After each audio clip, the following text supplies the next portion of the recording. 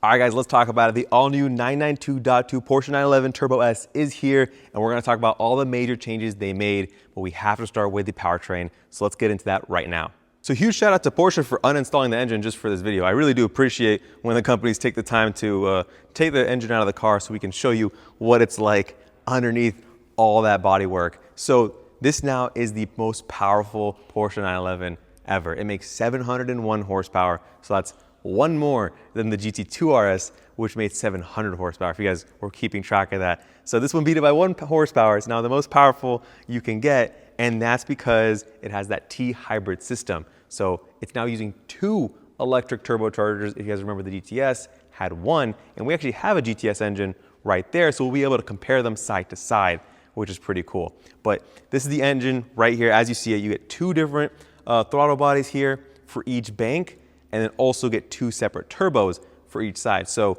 the turbos are actually smaller than the GTS turbos, so they're slightly smaller. It's not significantly smaller, but guys, think about it. They have less cylinders to handle. So per cylinder, the turbo size is actually more effective, or it's a bigger volume of turbo for the amount of cylinders that it is taking air from and sending air to, if that makes sense. Compared to the outgoing Turbo S, these turbos are actually 10 millimeters larger.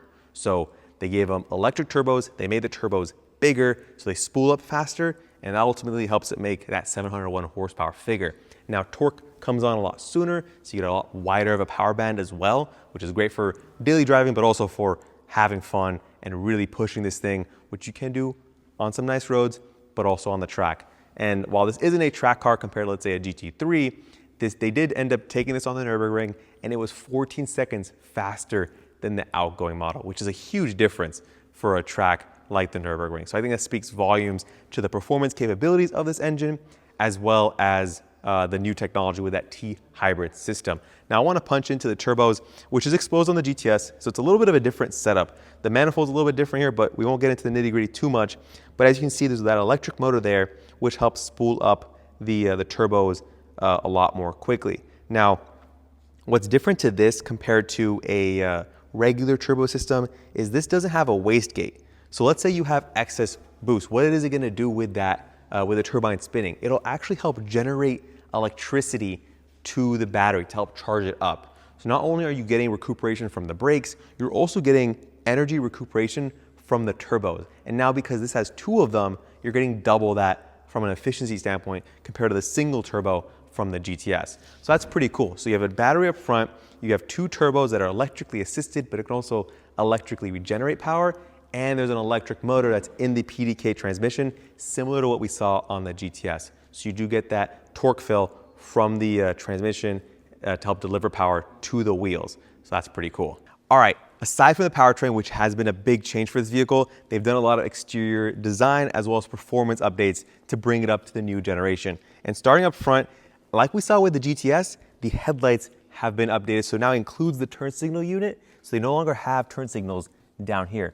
And what that means is they included these active flaps, which we saw in the GTS. They open up to let in as much air as possible, but they also close, which helps improve drag reduction, so better aerodynamic efficiency. But in case it's wet outside, it's raining, it reduces water from getting inside into those heat exchangers and impacting the performance. So that's a pretty unique touch. I'm glad they did that. I think it's a nice design style choice from the GTS, and it makes sense why they brought it into this model. Now, aside from that, as you guys can see, because this is a Turbo S model, they have the Turbonite finishing, and you can see the Turbonite badge crest right here on the hood. Now, on top of that, I will overlay a shot of this. You do get the front diffuser that comes out. It's a little bladder that pushes out. I'll overlay the shot of it. Looks really cool, helps improve your aerodynamic performance, the downforce, and that stuff, so that's great.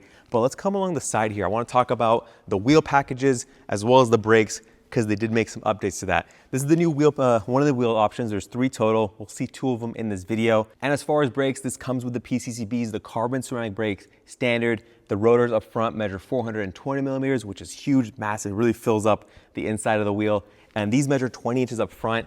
And if we go to the rear, they're 21 inches in the back. And these now have the largest rear brake calipers at 410 millimeters, up 20 millimeters from before. So the largest carbon ceramic brakes ever put on a 2-door Porsche, which is pretty cool. So that's a unique feat just to show with that additional power, they're matching it with that braking performance.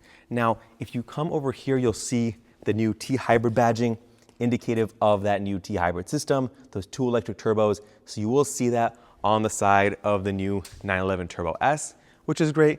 And then obviously, guys, you have the nice iconic silhouette, the inlet duct here for your engine intake, feeding as much air into your turbos as possible. But let's show you the back here real quick, because standard, you get some unique design changes, but there's also a sport design package, which we'll talk about in a little bit. Starting with the active rear wing, they've improved it so it's 10% more efficient, but it's still active. You can control it yourself, whether you want to raise it or lower it. And then going over here onto the new light setup, you have these like dimples right underneath it, and that's unique to the Turbo S. It's a unique styling they've introduced. And then Turbonite Porsche lettering right here, as well as the Turbo S. Now, if you come down, you'll notice that full titanium exhaust really pokes out with these new exhaust tips. They are metal, squared off, nice little center split right there. It's blacked out. They look cool. I'll put an exhaust clip here of what it sounds like just to give you guys an idea.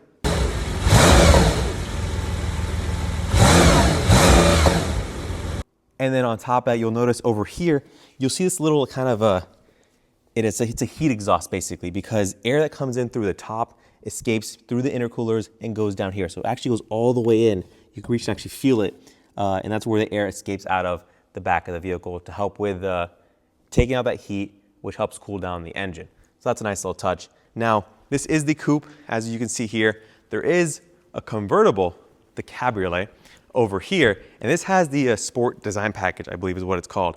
And one of the main things you'll notice as far as it looks is this second wheel option, which has these carbon fiber plates inserted into the spokes. It's a really nice touch. I think it's cool. You can get obviously a lot of carbon fiber bits and pieces around the vehicle. We'll point them out as we see them, but these inserts are actually a really cool touch. They look really good. Coming around the back here, you'll see this has a different type of spoiler setup. So you have the nice little flared lower winglets over here, still active with that upper stage that comes up, which is cool. And this one has that Turbonite on that like accent right below the taillight. It's nice little dimples. I don't know, it's kind of like this theme you'll see throughout the interior as well, which is pretty cool. And this has a different exhaust tip setup. So it's oval, looks really nice with that Turbonite finish, and it has carbon fiber on the rear bumper. So I think it's a pretty classy touch. It looks nice with this lighter gray, I think chalk paint color. And then the same thing with the back with that exhaust, that heat exhaust down from the engine. So that's pretty cool. Let's hop inside though and see what it's like in the new 911 Turbo S. All right, so inside the new Turbo S, we see the 992 generation, the .2 before. They made some unique styling changes for this to make it exclusive to the Turbo S owner, because someone who's spending a lot of money on this, which we'll talk about pricing later, really wants to feel special in this. So starting with these seats, standard are the 18-way adjustable sport bucket seats. This has a nice two-tone leather with the perforation. They're heated and ventilated like you'd expect. And on the headrest, you do get that Turbo S embossed in here. It looks really sharp compared to what I remember seeing in the past. Feels good, and it's just a nice touch on the interior. You do get some nice matching red seat belts, which is cool. Again, you can personalize these to your heart's desire. There's so many options when you configure a Porsche, and this is gonna be no exception. Now, what's unique to this, you'll see on the dash here, is this carbon fiber treatment, which has a neodyne metal or neodymium. I'm not sure exactly how to say it right, but it kind of shines if the light reflects on it. Looks really cool. It's a nice classy touch. And you see that Turbo S right above it on the dash with that nice little accenting line right there. So that's kind of the first thing that pops up stylistically, and it looks really cool. You'll see it throughout the interior, and I'll try to point it out. On the dash, you get that nice red stitching, black leather, and then your chronograph on the top of the dash right there. And then as far as the infotainment system goes, you do get that large touchscreen you can connect your phone to, Apple CarPlay, Android Auto, built-in navigation, all that good stuff. And then you'll notice with these switch gears here, it does have that Turbonite finish to them. It definitely reflects really nicely, feels different, feels more premium. And then if we come down to the center console, you'll notice because this is a cabriolet, you have your convertible controls over here, and then that carbon fiber treatment continues right there. And again, with the light reflecting on it, it looks really good. Now, center console, this is the key. If you guys are curious, it's got that Turbonite badging right there on the center. Nice little keychain if you do want to get that, you can. And then you have your wireless charger here, which is nice. You have vents to keep your phone cool so it doesn't get super hot in here, and then 2 USB-C ports. So let's close this up here, and let's actually hop on the driver's side and see what you get from my perspective. All right, so starting with the door panel, again, stylistically, it's not significantly different than the other Porsche 911s. This one does have the Burmester premium audio system with the metal speaker grills. Again, I mean, the S and turbo is basically like everything is standard on this car. The only options are really just how you want to style this and make this personal to you. Again, on the door panel, this trim right here has that same carbon fiber treatment. It leads nicely into this door panel here, which looks cool. And again, that's like that turbonite finish, which is always very classy.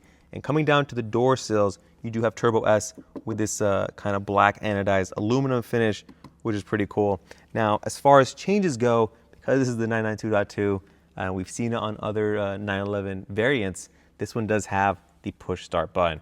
Gone is the turnstile ignition, unfortunately. I wish they would have kept it because, and I thought they would because they kept it on the GT3, but they went full push button on this. And on top of that, they went to the full digital gauge cluster. So gone is the analog tachometer, but this is unique to the Turbo S. You have that unique Turbo S lettering over there, and you can customize this because it's fully digital. You have a bunch of different layouts you can go through depending on what you want. Now going to the steering wheel here real quick, big things you'll notice is the carbon fiber spokes, the nice turbonite Porsche crest in the middle. It's nice, it's very classy, it's nice and muted, but it also does really stand out. And then you have your drive mode selector and then your sport response button right there. You press that, you basically get Sport Plus mode for a few seconds so you can pass someone or just have a good time for a little bit, which is great.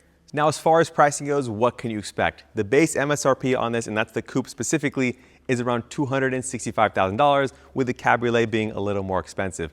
But at the end of the day, the pricing on this is going to end at where you stop at when it comes to the options, the customization, and the personalization. If you enjoyed this video, smash that like button. If you have any questions, drop them in the comment section. And if you want to see more content like this, subscribe for more, and I'll see you guys in the next one. Peace.